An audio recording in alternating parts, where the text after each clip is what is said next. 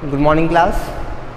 देखिए last class हमने बात की थी कि किसी भी एसिड को एसिडिक कैरेक्टर शो करने के लिए H+ आयन जनरेट करना पड़ता है, और कोई भी एसिड H+ आयन तभी जनरेट करेगा जब वो वाटर के साथ सोल्यूबल हो, यानी कि वाटर के साथ मिक्स हो।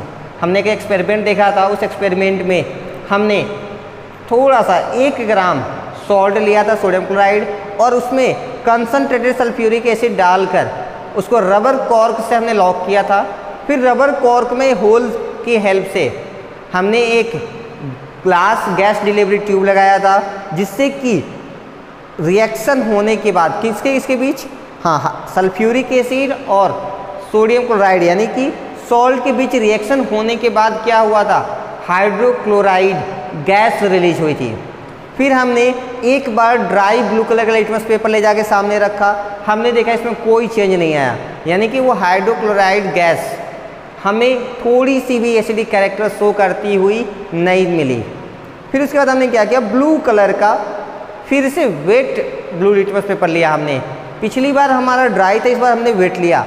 जब हमने वेट ब्लू लिटमस पेपर ले जाके सामने रखा तो हमने देखा इस बार क्या हो रहा था कि जो ब्लू कलर का लिटमस पेपर था वो रेड में कन्वर्ट हो गया, यानी कि वही हाइड्रोक्लोराइड गैस इस बार एसिडिक कैरेक्टर शो कर रही थी। तो फिर हमने देखा कि दोनों में डिफरेंस इसी बात का था कि वहाँ पे ब्लू लिटमस पेपर पहले वाले केस में ड्राई था, इस वाले केस में वेट है, यानी कि पहले वाले केस में वाटर के मॉलिक्यूल्स नहीं थे, लेकिन इस वाले केस में वाटर के मॉलिक्यूल्स हैं। इसका मतलब ये कह सकते हैं कि वो हाइड्रोक्लोराइड गैस जब भी वाटर मॉलिक्यूल के कांटेक्ट में आता है तुरंत हमें H+ आयन देगा और वो एसिडिक कैरेक्टर शो करने लगेगा।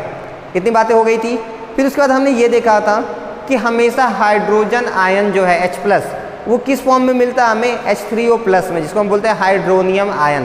क्या बोलते हैं, हाइड्रोनियम आयन। लेकिन हम अपने सिलेबस के अकॉर्डिंग हमेशा हम उसको H+ ही लिखते रहेंगे। आज का हमारा टॉपिक है दैट इज स्ट्रॉन्ग एसिड्स।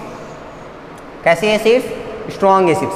देखिए क्या होती हैं, N acid which is completely ionized in water.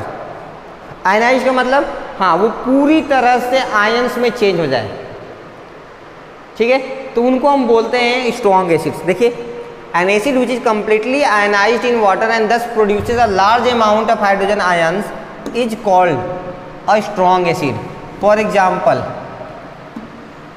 यहाँ से यहाँ तक लिखेंगे, क्या मतलब है इसका।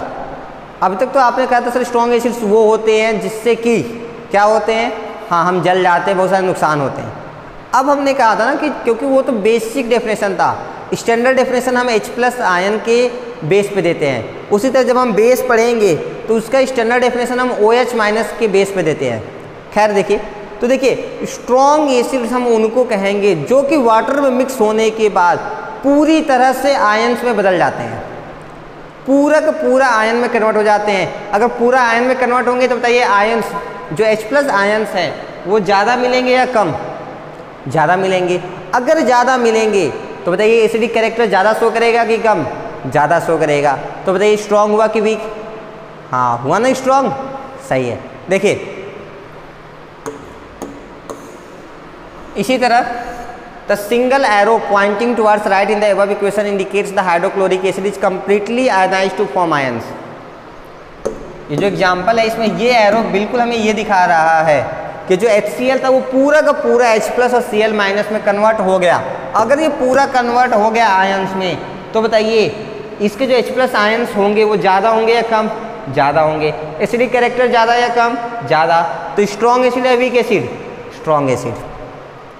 आगे देखिए, in the same way sulphuric acid and nitric acid are also strong acids because they are fully ionized in water to produce a large amount of hydrogen ions.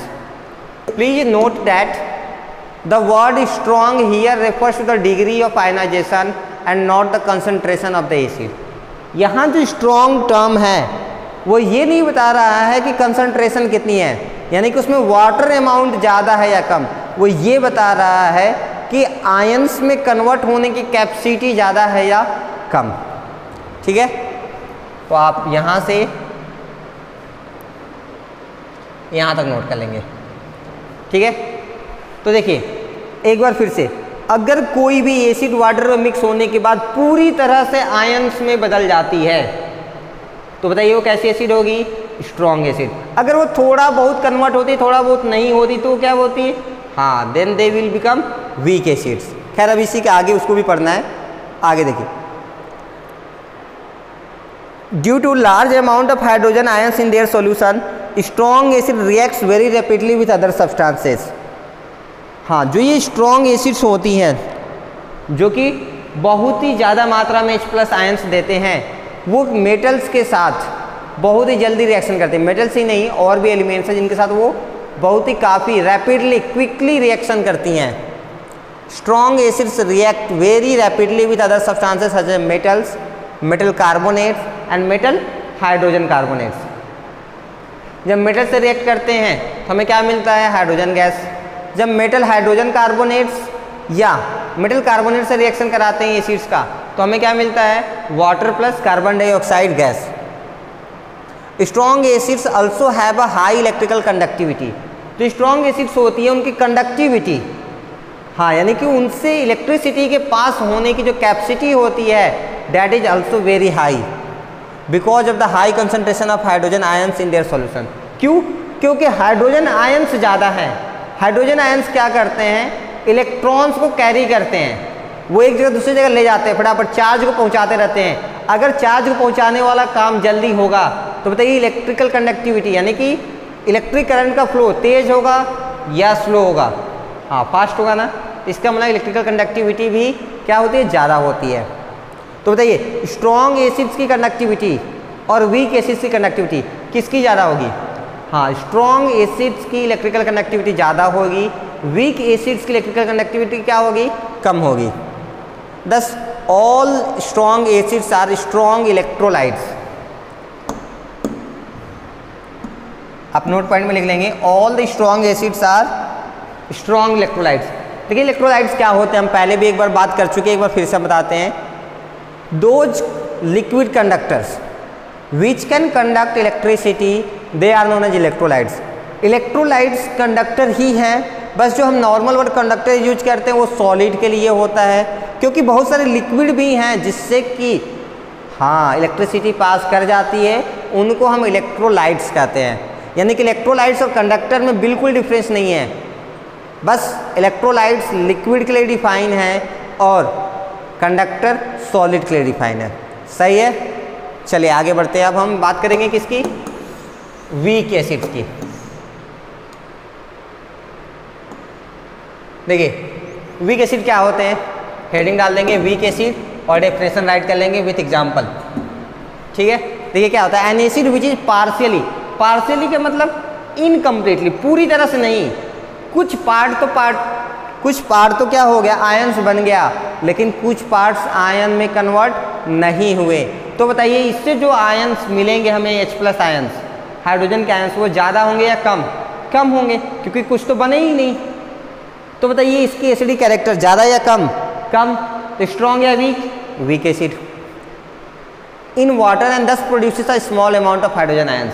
और इसी वजह से हाइड्रोजन आयंस की अमाउंट भी क्या होती है? कम होती है, जिसको हम क्या कहते हैं? वीक एसिड कहते हैं। For example acetic acid is partially ionised in water to produce only small amount of hydrogen ions, so it is a weak acid. और जो इनका डिसोसिएशन हम रिप्रेजेंट करते हैं वो इस सिंबल से रिप्रेजेंट करते हैं। ये जो सिंबल वो रिवर्सिबल सिंबल है, यानी कि एसिटिक एसिड एसिटेट आयन और हाइड्रोजन आयन देता है और ये तुरंत फिर से एसिटिक एसिड में कन्वर्ट भी हो जाते हैं। देखिए the double arrow pointing towards right as well as left side in the above equation tells us that acidic acid does not ionise fully to form hydrogen ions. इसका मतलब जो symbol है रिवर्सिबल सिंबल वो ये दिखा रहा है कि जो एसिटिक एसिड है वो आयनाइज होने के बाद पूरा हाइड्रोजन आयंस में कन्वर्ट नहीं होता है, यानी कि कुछ हाइड्रोजन आयंस बनेंगे, कुछ हाइड्रोजन आयंस नहीं बनते हैं। Carbonic acid H2CO3 and sulphurous acid that is H2SO3। ध्यान रहे सल्फ्यूरिक एसिड क्या होती है? H2SO4, लेकिन सल्फ्यूरस एसिड क्या होती है? H2SO3। Are also weak acids because they ionise only partially in water to form a small amount of hydrogen ions. तो आप इसको भी मेंशन करेंगे। जो कार्बोनिक एसिड्स हैं और सल्फ्यूरस एसिड है, ये दोनों ही क्या हैं, वीक एसिड्स हैं। क्यों? क्योंकि ये जब वाटर में मिक्स की जाती हैं तो ये कंप्लीटली आयनाइज नहीं होती, ये पार्शली आयनाइज होते हैं, और जो H+ आयंस इनसे हमें मिलता है वो उसकी अमाउंट क्या होती है, कम होती है। Due to a small amount of hydrogen ions present in their solution weak acids react quite slowly with other substances. हाँ, क्योंकि H+ आयंस कम हैं तो इनका रिएक्शन भी थोड़ा स्लो होता है as compared to strong acid. Strong acid का रिएक्शन बहुत ही ज़्यादा तेज होता है, रीजन उसमें H+ आयंस ज़्यादा होते हैं। वीक एसिड का रिएक्शन थोड़ा स्लो होता है, क्यों? क्योंकि इसमें H+ आयंस कम होते हैं। यानी हम सिंपली कह सकते हैं कि रिएक्टिविटी किस पर डिपेंड कर रही है, अमाउंट ऑफ H+ आयंस के। जिसमें अमाउंट ऑफ H+ आयंस ज़्यादा मिला उसकी रिएक्टिविटी ज़्यादा थी, जिसमें अमाउंट ऑफ H+ आयंस कम मिला उसकी रिएक्टिविटी भी क्या थी, कम थी। जैसे कि मेटल हो, मेटल कार्बोनेट्स हो, मेटल हाइड्रोजन कार्बोनेट्स हो। Week acids have low electrical conductivity. हाँ, फिर से वही बात आ गई ना, जो इनकी कंडक्टिविटी होती है वो लो होती है। क्यों? क्योंकि H+ आयंस कम है, इलेक्ट्रॉन्स को जो कैरी करेंगे, यानी जो चार्ज को एक जगह से दूसरी जगह लेके जाते हैं वो कम है। आप हमें ये बताइए कि एक ट्रक है, ठीक है, एक उस ट्रक में 100 बोरी है, ठीक है, और आपके पास 5 लेबर है, उन बोरियों को उतार रहे हैं। फिर दूसरा ट्रक है आपके बगल में, ठीक है, उसमें भी 100 बोरी है लेकिन उसके पास लेबर 50 है। आप बताइए किस केस में आसानी से और जल्दी से बोरियां उतारी जा सकती हैं? बगल वाले केस में ना। क्यों? क्योंकि वहाँ बोरियां उतारने वाले जो लेबर हैं वो ज़्यादा हैं। कुछ ऐसा ही केस है जहाँ पे H+ आयंस ज़्यादा हैं, वो चार्ज को जल्दी जल्दी एक जगह से दूसरी जगह पहुँचा देंगे, यानी कि उस केस में कंडक्टिविटी क्या होगी, ज़्यादा होगी। जहाँ H+ आयंस कम हो गए, अब टाइम ज़्यादा लगेगा तो चीज़ें स्लो हो जाएंगे, यानी कि जो इलेक्ट्रिकल कंडक्टिविटी होगी वो क्या हो जाती है, डिक्रीज हो जाती है। देखिए, weak acids have low electrical conductivity because of the low concentration of hydrogen ions in them. Reason आप लिख लीजिएगा, हो सकता है बाद में भूल जाए तो आपके रिवीजन में काम आएगा। यहाँ से जो वीक एसिड्स हैं उनकी इलेक्ट्रिकल कंडक्टिविटी लो होती है। क्यों? Because of low concentration of hydrogen ions in them. Concentration का मतलब क्या है, अमाउंट। क्योंकि उसमें H+ आयंस की जो अमाउंट है वो कम है, इसलिए उसकी कंडक्टिविटी भी क्या होती है, कम होती है। Thus all the weak acids are weak electrolytes। इसका मतलब ये नेट अगला पॉइंट लिख लीजिएगा, जो वीक एसिड्स होती हैं वो सब वीक इलेक्ट्रोलाइट्स होती हैं।